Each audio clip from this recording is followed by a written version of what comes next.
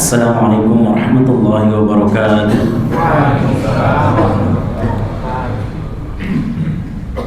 Alhamdulillah nahmaduhu wa nasta'inuhu wa nastaghfiruh wa na'udzu bihi min shururi anfusina wa min sayyiati a'malina. Man yahdihillahu fala mudilla lahu wa man yudlilhu fala hadiya lahu. Asyhadu an la ilaha illallah wahdahu la syarika lahu wa asyhadu anna Muhammadan 'abduhu wa rasuluh la nabiyya ba'da amma ba'd.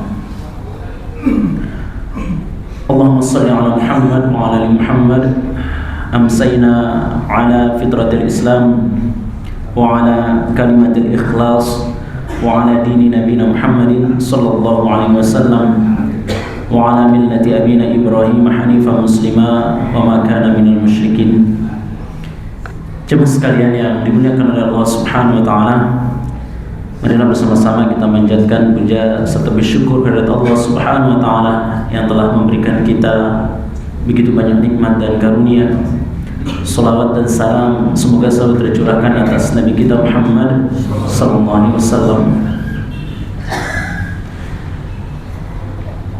Di dalam kehidupan ini salah satu yang kita harapkan atau kita cita-citakan yaitu kita berharap rumah kita itu menjadi surga, menciptakan keluarga Islami untuk menggapai ridho ilahi. Tapi jemaah sekalian yang berbahagia, kadang kita lupa cara untuk meraih itu karena kesibukan kita dengan duniawi, sibuk bagaimana cara kita mendapatkan dunia, sampai kita lupa bagaimana kita bahagia ketika nanti kita meninggal dunia, ketika di alam kubur dan ketika di akhirat kelak. Maka jemaah sekalian yang berbahagia, Allah Subhanahu wa taala menyebutkan dalam Al-Qur'an yang sering dibacakan ketika pernikahan, yaitu firman Allah, "Wa min ayati an khalaqalakum min anfusikum azwajan litaskunu ilaiha wa ja'ala bainakum mawaddatan wa rahmah inna fi dzalika laayatin liqaumin yatafakkarun." Dan di antara tanda-tanda kekuasaannya ialah Ia menciptakan untukmu istri-istri dari jenismu sendiri supaya kamu cenderung dan merasa tentram kepadanya, dan dijadikannya di antara kamu rasa kasih sayang. Sesungguhnya pada yang demikian itu benar-benar terdapat tanda-tanda bagi kaum yang berfikir. Quran Surat Rum ayat 21. Jemaah sekalian yang berbahagia, kita lihat dalam dalil atau ayat ini, pernikahan itu untuk menciptakan sakinah di dalam keluarga, ketenangan. Ketika kita pulang, kita merasa tenang. Ketika kita pulang, kita merasa nyaman. Dan itu tidak bisa kita gapai kecuali kita dekat dengan Allah. Dan ulama menjelaskan ada beberapa pilar supaya keluarga kita, rumah kita itu menjadi surga bagi kita. Yang pertama, jemaah sekalian, karena Allah Subhanahu wa taala, ketakwaan kepada Allah. Ittaqillaha haitsu ma kunt. Kalau kita artikan kata ini jemaah sekalian yang berbahagia, ini sangat luas artinya. Di sini Rasulullah memerintahkan kepada kita, ittaqillaha haitsu ma kunta. Kadang orang mengartikan hadis ini, bertakwalah kepada Allah dimanapun dan kapanpun. Ada tambahannya jemaah. Ternyata bertakwa itu kapanpun, dimanapun, dan dalam keadaan apapun. Maka ketika kita mendoakan orang yang baru nikah, doa ini luar biasa maknanya apabila kita mau membahasnya, yaitu barakallahu laka wa baraka alaika wa jama'a bainakuma fi khair. Barakallahu laka wa baraka alaika. Ada dua penjelasan ulama dalam hal ini. Ketika kita mengucapkan ini, semoga keberkahan atasmu, Pertama adalah keberkahan secara umum, kemudian wa baraka alaika, ini keberkahan yang selamanya. Jadi kita berharap pernikahan itu ada keberkahan selamanya. Kemudian ulama juga menyebutkan arti barakallahu alaika wa baraka alaika, yaitu yang pertama, Allah memberikan keberkahan kepada kita dalam keadaan senang. Dan yang kedua, Allah juga memberikan kepada kita keberkahan dalam keadaan sulit. Maka setiap keadaan dalam pernikahan itu adalah kebaikan dari Allah Subhanahu wa ta'ala. Jadi ketakwaan itu adalah pilar utama agar rumah kita menjadi surga. Dimanapun, kapanpun, dalam keadaan apapun, terus kita bertakwa. Takwa itu apa aja mas sekalian yang berbahagia? Sering kita dengar menjalankan perintah Allah dan menjauhi larangan Allah. Tapi mudahnya adalah takwa kita berhati-hati. Berhati sebelum berucap, berhati-hati sebelum kita melakukan sesuatu, berhati-hati sebelum kita mengambil keputusan. Betapa banyak rumah tangga rusak karena satu kata, ucapan, contoh ucapan cerai atau talak. Ketika diucapkan oleh seorang suami, baik dia saat itu sengaja, baik dia saat itu serius atau main-main, itu terjadi talaknya, jatuh talaknya. Termasuk kata-kata buruk itu akan menjadi doa.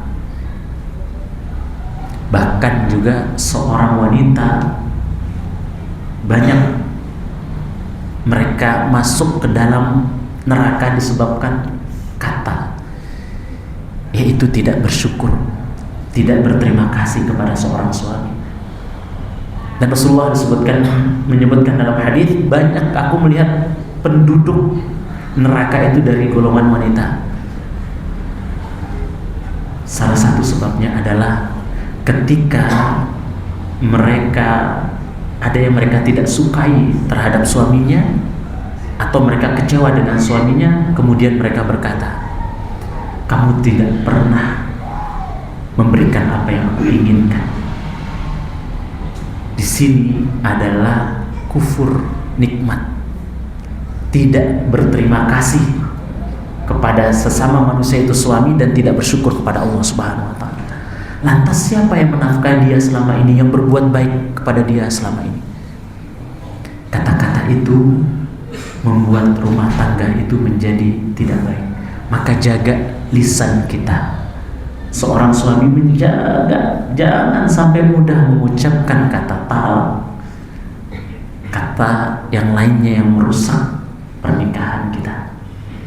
Jemaah sekalian dimuliakan oleh Allah Subhanahu wa ta'ala. Kemudian yang kedua, pilar di dalam rumah tangga supaya menjadi rumah tangga seperti surga, yaitu seorang suami dan istri mengetahui dan melaksanakan kewajibannya masing-masing. Kami jemaah sekalian berbahagia, beberapa orang yang konsultasi kadang-kadang atau bertanya kepada kami, ketika kami tanya apa kewajiban sebagai suami, apa kewajiban sebagai istri, rata-rata tidak mengetahui. Nikah hanya sekedar nikah. Ingat jemaah, kalau kita mengetahui kewajiban kita sebagai suami, mengetahui kewajiban kita sebagai istri, dan kita laksanakan itu adalah surga. Surga di dalam rumah tangga kita. Dan perlu diingat jemaah sekalian yang dimuliakan oleh Allah Subhanahu wa ta'ala, ujian dan cobaan ketika pernikahan itu luar biasa besarnya. Bahkan disebutkan dalam hadis riwayat Muslim yang artinya, sesungguhnya iblis meletakkan singgasananya di atas air laut, kemudian ia mengutus bala tentaranya, maka yang paling dekat dengannya adalah yang paling besar fitnahnya. Datanglah salah seorang dari bala tentaranya dan berkata, aku telah melakukan begini dan begitu. Iblis berkata, engkau sama sekali tidak melakukan sesuatu pun.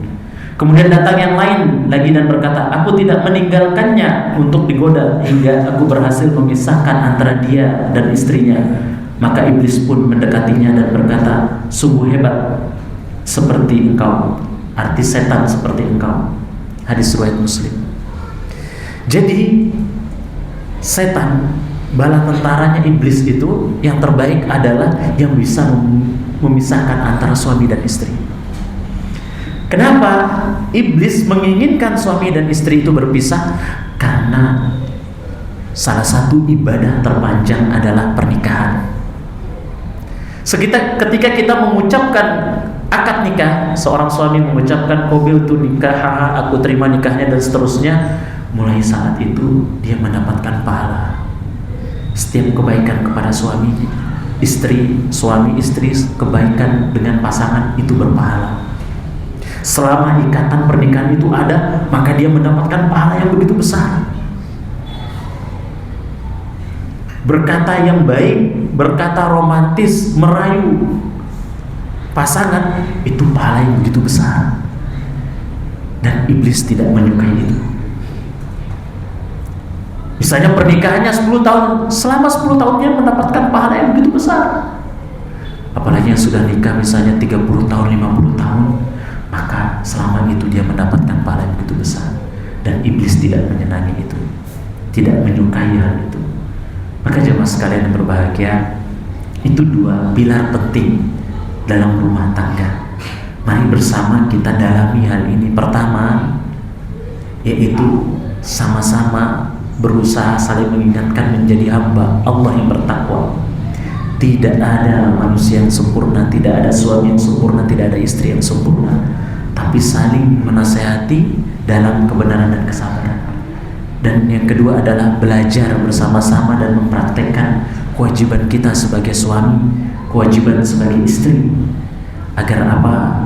Agar kita bisa menjadi pasangan terbaik, pasangan di dunia dan pasangan di akhirat. Bahkan seorang wanita, seorang istri yang dia meninggal dunia kemudian suaminya ridho kepadanya karena keikhlasan, ketulusan dan kebaikannya melayani suaminya, maka di akhirat kelak dia akan diminta untuk memasuki surga dari pintu manapun.